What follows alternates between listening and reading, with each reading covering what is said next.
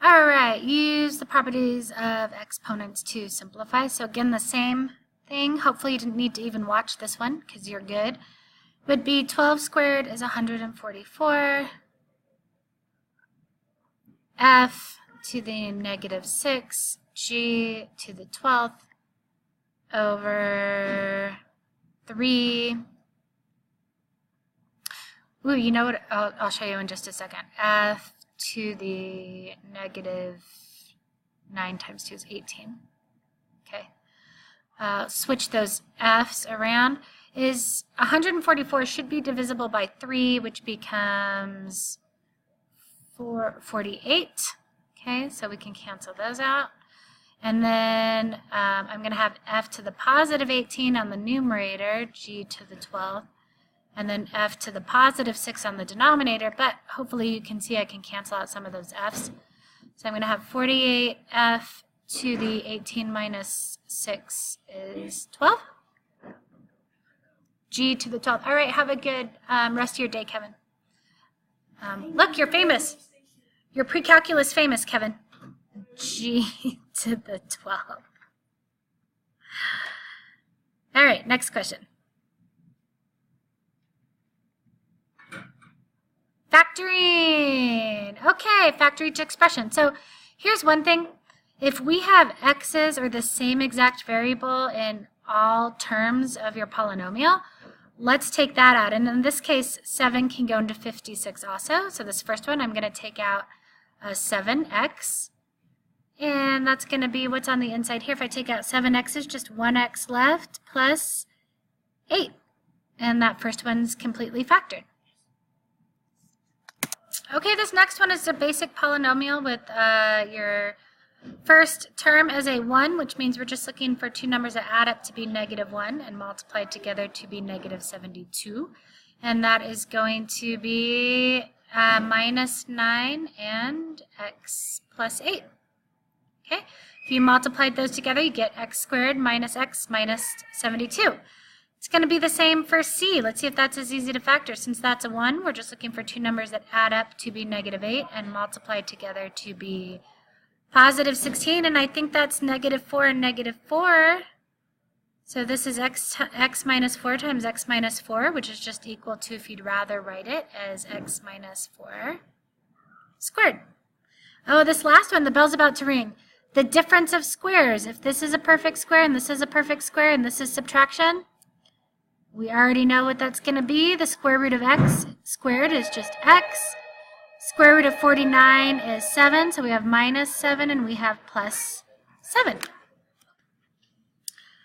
All right, you guys, so this first one for 170 is definitely the difference of squares because I have a subtraction problem.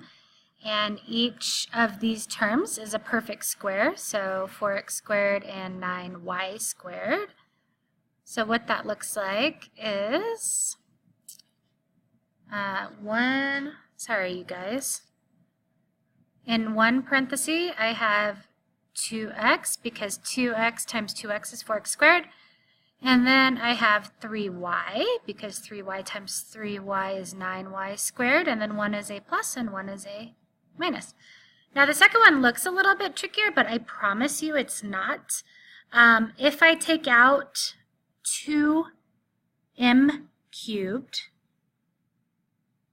okay, what's left over? And I just took out the greatest common factor of 8m cubed and 2m to the 7th power. The greatest common factor is 2m cubed. What's left over is 4m, nope, just 4, because I took out 3 m's, minus m to the 4th. Now, guess what, you guys?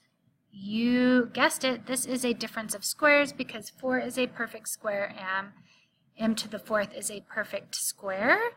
So I can reduce this one more time. It's going to be 2m cubed, and then the difference of squares, the square root of 4 is just 2.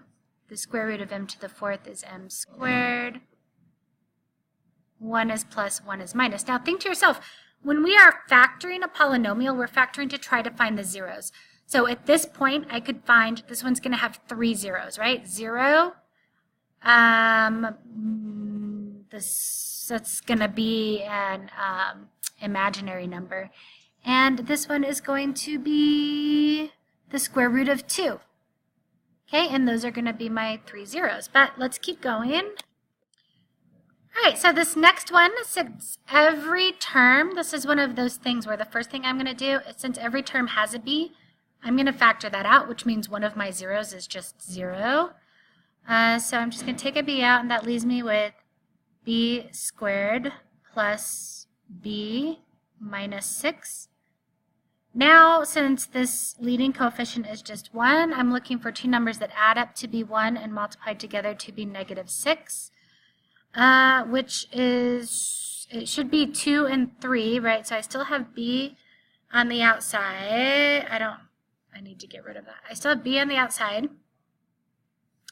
And then I have x. If they add up to be a positive, then my bigger number needs to be positive. So x, oops, sorry, not x, is it? So b plus 3 and b minus 2. So those two numbers add up to be positive 1 and multiplied together to be negative 6. So even though it's not asking this, one of my zeros is 0.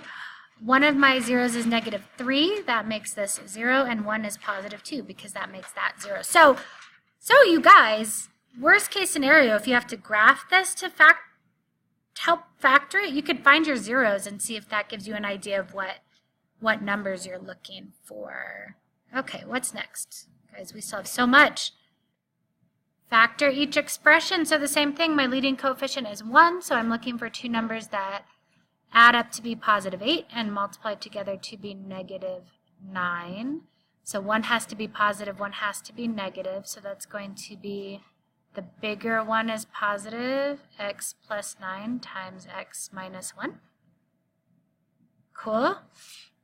And then this next one, oh, look, it's a lot easier if you notice. You could do it the long way, but if you guys notice that each of these numbers is divisible by 6, take a 6 out first. Okay, so 6 and then x squared plus 8x minus 9. I think that's right. And then it's the same as exactly as the one before it. So it's 6 times x plus 9 times x minus 1. Cool? So this just has an amplitude of 6 that took this quadratic and stretched it by 6. That's what this one is. Okay, you guys, did we just do this one? Difference of squares. Maybe they wanted you to practice it a bunch. Each of those is a perfect square. We're subtracting. So, here we go. 2x plus minus y. This one the same. Just different perfect squares. 3z squared, because 3z squared times 3z squared will give you 9z to the 4th, minus y, and 3z squared plus y. Factor each binomial. Look, first things first, if they both have an x, take that out. Okay, and then we just have 2x plus 5. That's as much as we can do there. All right, here they both have a lot of things, so we're going to look for the greatest common factor. 3 and 9 both have 3. X squared and x both have an x, and y to the 5th and y to the 3rd both have y to the 3rd. So what can I take out? I can take out that 3, I can take out 1x, and I can take out y cubed, parenthesis. Then what's left over here? Well, my 3 is gone. I have 1x, and I still have 2 y's, right? Minus 3, because I took a 3 out of that 9, but there's still 3 left. I took out the x totally, so that's gone. And I took out the y cubed, so that's gone. So this is going to be, that's going to be the final factor of that one. So same thing here. So check it out. Look at the numbers first. 17 and 34, they both have something in common. That's 17. Okay. And x cubed and x to the fourth, they both have at least x cubed. So let's take that out. And then y and y squared, that's at least 1y, so let's take that out. Let's factor that out. I say take, but we mean factor. Then what's left over? In the first, I took all of the first one out, so that's just 1. Minus 17 can go into 34 2 times, so if I distributed it, you would get the same thing back, right? X cubed, then I still have 1x left, 2x, and y squared means I still have 1y left. Okay, so if I distributed this, again, I would get this answer back. Okay? Oh, yay, more practicing factoring. Let's do this last one, and then we'll end this video. Whoops, sorry, you guys. Okay, so what did I say? Let's take an x out, and then we have x plus 8. First one's done. You guys, the second one's going to be exactly the same, except I'm going to take 6x, and then we're going to have x plus 8. Okay, so it was just stretched by 6. All right, I'm going to stop this one here and then start piecewise on the next one.